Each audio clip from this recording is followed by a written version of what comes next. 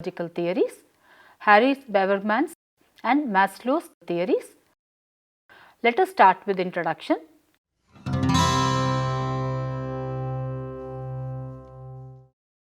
Monopoly capital is the result of capitalist desires to increase productivity through managerial control over workers' labor processes.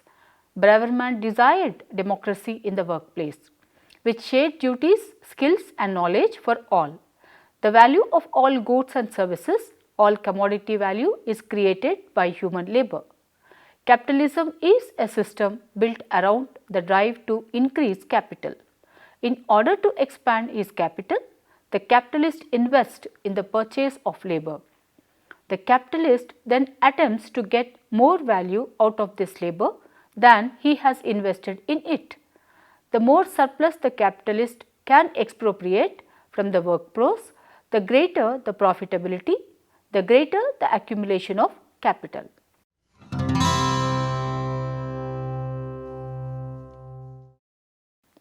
Now, let us look into the objectives. To learn Braverman's labor and monopoly capital and to know Abraham Maslow's industrial management.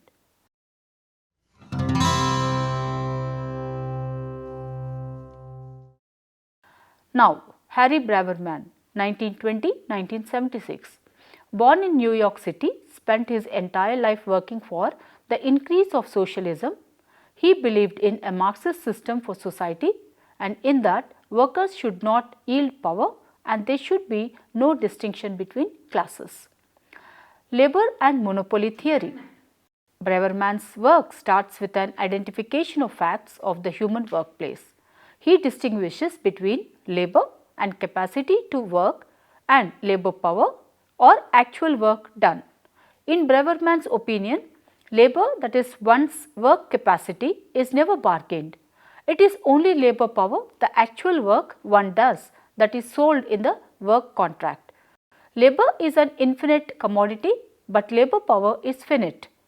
He also suggests that the desire to labor is innately ingrained in humans. A human's reasoning abilities makes work a purposeful action.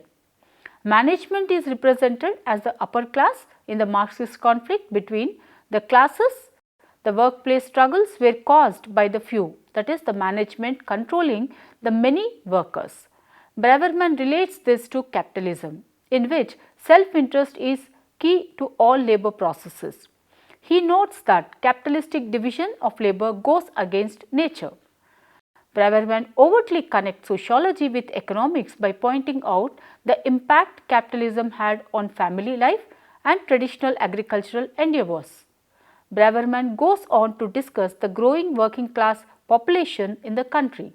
He reaffirms that it is the labor of the working class that creates capital for the capitalist to use to control the labourers. It is a circle of imbalance as the capitalists require more productive labor as defined as that which produces capital and labourers are pushed into deep levels of control as capitalists focus solely on productivity. The monopoly capital is the result of capitalist desires to increase productivity through managerial control over workers and the labor processes. Braverman desired democracy in the workplace with shared duties, skills and knowledge for all. In 1974, Braverman published Labor and Monopoly Capital, an analysis of the impact of capitalism on work in 20th century America. Using the concepts and theories developed by Marx in the first volume of Capital, Braverman's book was a biting critic of the growing degradation of work in America. A large part of Braverman's argument centered on the de-skilling of jobs in a capitalist economy in a systematic effort to more efficiently control and coordinate problem, a study of the objective conditions of the working class and is identical to the task Marx set for himself in the first volume of Capital. The value of Braverman's work is that it applies Marx's analysis to American society in the first two-thirds of the 20th century and further renders Marx truly accessible to a modern audience. It is a very successful work on both counts, and the value of all goods and services, that is the all commodity value, is created by human labor. Capitalism is a system built around the drive to increase capital. In order to expand its capital, the capitalist invests in the purchase of labor. The capitalist then attempts to get more value out of this labor than he has invested in it. The more surplus the capitalist can expropriate from the workforce, the greater the profitability and the greater the accumulation of capital. For the purchase and sale of labor power to become widespread in a society, three conditions need to be met. 1. Separate workers from the means of production. 2. Free the worker from serfdom or slavery, allowing them to sell their labor. 3. Establish an economic system in which individuals strive to increase their investment. The more the manufacturing process can be broken up into simple, discrete tasks, and the more of these tasks that can be assigned to separate workmen, the greater the resulting productivity. The detailed division of labor has organized the labor market according to the interest of the purchasers of labor power, not the sellers.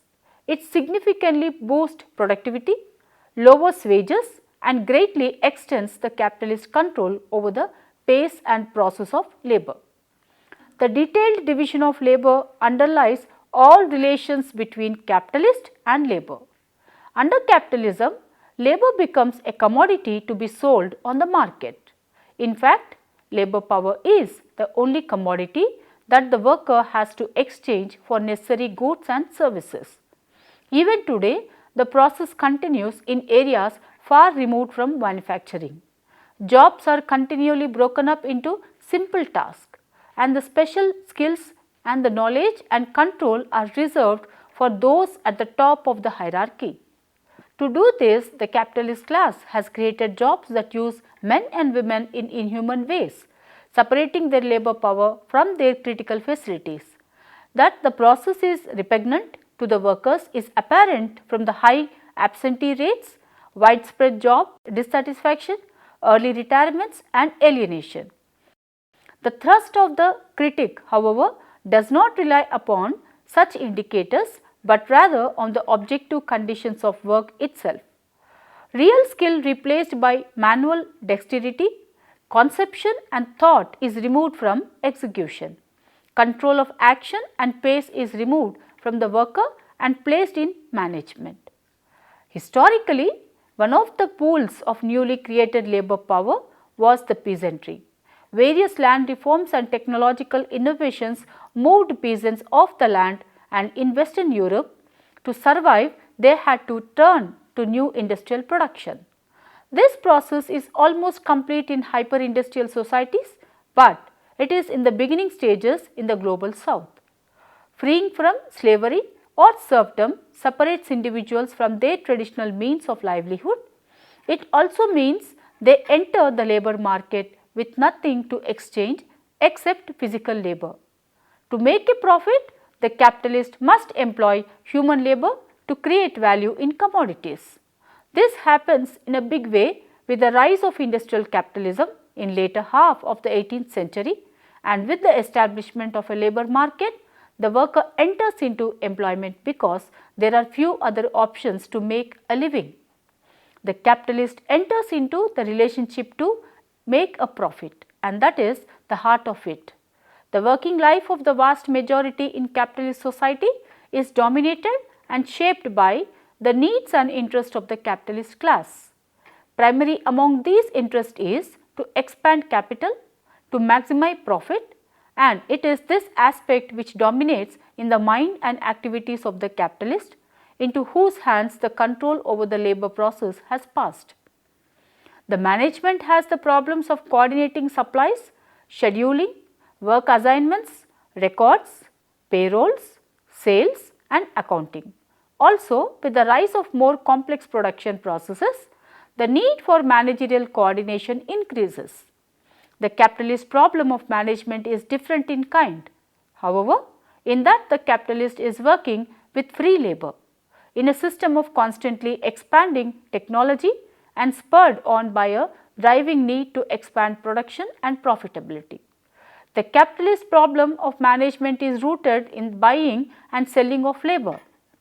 What the worker sells and what the capitalist buys is not an agreed amount of labor, but the labor over an agreed period of time.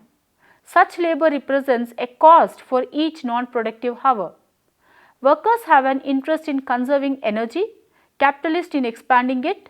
There is therefore a fundamental antagonism between worker and capitalist, and between those who manage and those who execute, and those who bring to the factory their labor power and those who undertake to extract from this labor power the maximum advantage for the capitalist.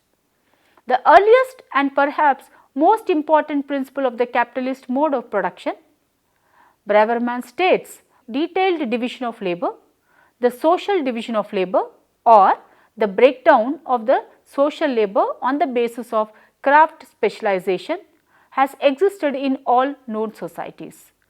This social division of labor is an important factor in determining the rate of technological development, the extent of stratification and inequality, and the degree for socio-cultural solidarity and cohesion.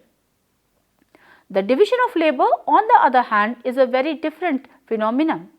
The detailed division of labor breaks the manufacturing of a product down into simple discrete steps and then assigns each task to an individual workman. The more the manufacturing process can be broken up into simple discrete tasks and the more of these tasks that can be assigned to separate workmen, the greater the resulting productivity. The breakdown of work into detailed tasks is something that workmen often willingly do to suit his own needs. Rarely, however, will the workman take the next step on his own, that is, rarely will he voluntarily become a lifelong detail worker. Such a work role calls for the endless repetition of performing a simple task. However, the capitalist has no problem in taking the second step by assigning the individual task to separate workers.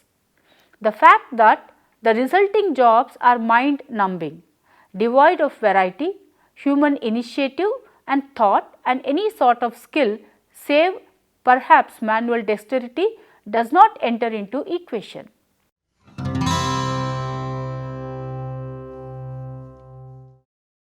Abraham Maslow's needs theory of motivation.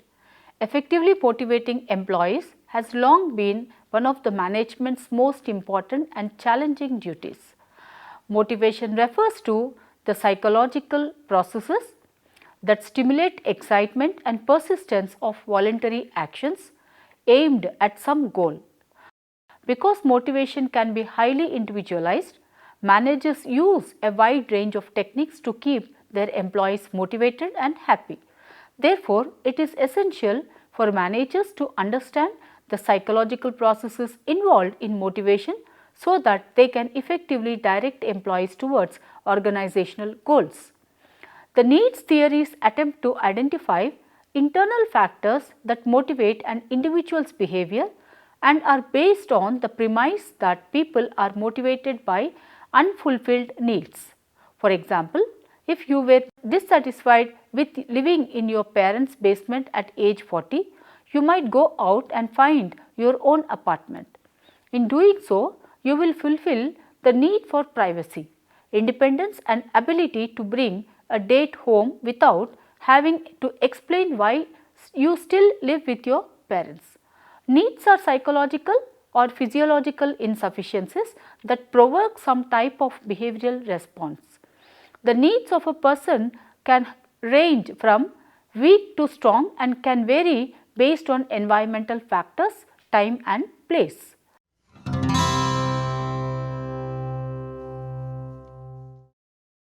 Maslow's hierarchy of needs theory. One of the most popular needs theories is Abraham Maslow's hierarchy of needs theory. Maslow proposed that motivation is the result of a person's attempt at fulfilling 5 basic needs: the physiological, safety, social, esteem and self-actuation. According to Maslow, these needs can create internal pressures that can influence a person's behavior. The physiological needs are those needs required for human survival, such as air, food, water, shelter, clothing and sleep. As a manager, you can account for the physiological needs of your employees by providing comfortable working conditions, the reasonable work hours and the necessary breaks to use the bathroom and eat and drink. Safety needs include those needs that provide a person with a sense of security and well-being. Personal security, financial security and good health and protection from accidents, harm and their adverse effects are all included in safety needs. As a manager, you can account for the safety needs of your employees by providing the safe working conditions. To secure compensation such as salary and job security, which is especially important in a bad economy. Social needs, also called love and belonging, refer to the need to feel a sense of belonging and acceptance. Social needs are important to humans so that they do not feel alone, isolated and depressed. Friendships, family and intimacy all work to fulfill social needs. As a manager, you can account for the social needs of your employees by making sure each of your employees know one another, encouraging cooperative teamwork, being an accessible and kind supervisor and promoting a good work-life balance. Esteem needs refer to the need for self-esteem and respect, with self-respect being slightly more important than gaining respect and admiration from others. As a manager, you can account for the esteem needs of your employees by offering praise and recognition when the employees does well and offering promotions and additional responsibility to reflect your belief that they are a valued employee. Self-actualization needs describe a person's needs to reach his or her full potential.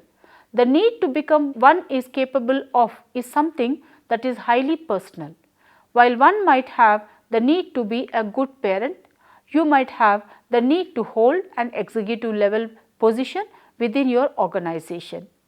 Because this need is individualized, as a manager, you can account for this need by providing challenging work, inviting employees to participate in decision making and giving them flexibility and autonomy in their jobs.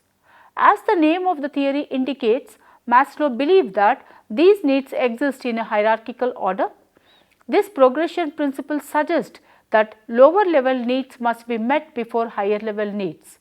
The deficit principle claims that once a need is satisfied, it is no longer a motivator because an individual will take action only to satisfy unmet needs. If you look at this pyramid, you can see how Maslow's needs are organized with basic physiological needs such as air, food, water and sleep at the bottom and the idea of self-actuation or when a person reaches the full potential in life at the top. Again, according to Maslow, before a person can take action to satisfy a need at any level on this pyramid, the needs below it must already be satisfied.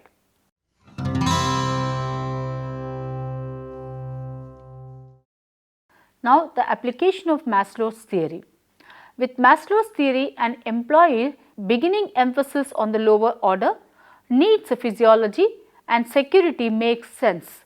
Generally, a person beginning their career will be very concerned with physiological needs such as adequate wages and stable income and security needs such as benefits and a safe work environment. We all want a good salary to meet the needs of our family and we want to work in a stable environment. Employees whose lowest level needs have not been met will make a job decisions based on compensation, safety or stability concerns.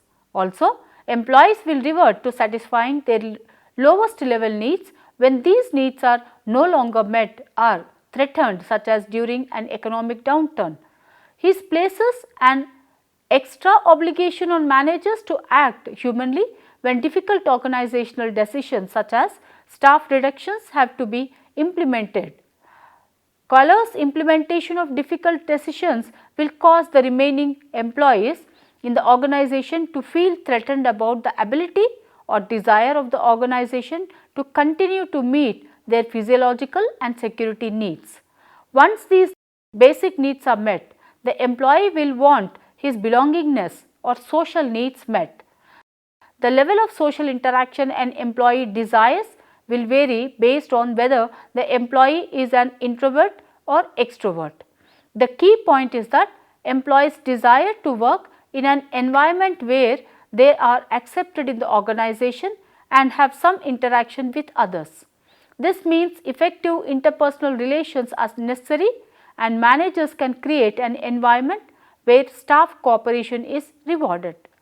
This will encourage interpersonal effectiveness, and ongoing managerial communication about operational matter is also an important component of meeting employees' social needs. Employees who are kept in the dark about operational matters and the future plans of the organization often feel like they are an organizational outsider. With these needs satisfied, an employee will want his higher level needs of esteem and self-actuation met. Esteem needs are tied to an employee's image of himself and his desire for the respect and recognition of others. Even if an individual does not want to move into management, he probably does not want to do the same exact work and for 20 years.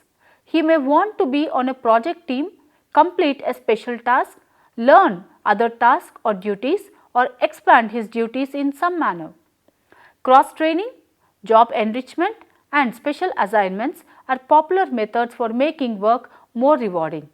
Further, allowing employees to participate in decision making and operational matter is a powerful method for meeting an employee's esteem needs. Finally, symbols of accomplishment such as meaningful job title, job perks, awards, a nice office, business cards, workspace, etc. are also important to an employee's esteem. The important consideration for managers is that they must provide rewards to their employees that both come from the organization and from doing the work itself. Rewards needs to be balanced to have a maximum effect.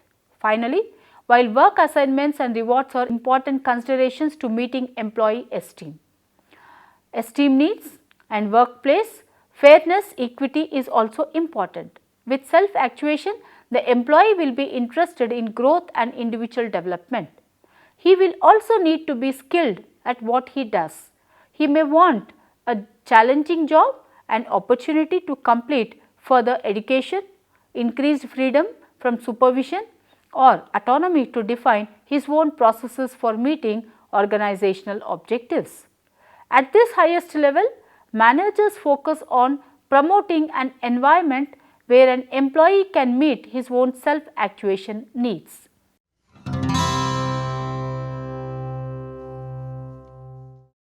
To sum up the lesson, Braverman's work starts with an identification of facts of the human workplace.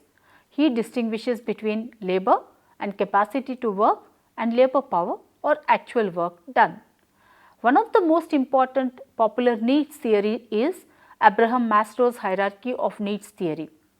Maslow proposed that motivation is the result of a person's attempt at fulfilling 5 basic needs: physiological, safety, social, esteem and self-actuation. Thank you.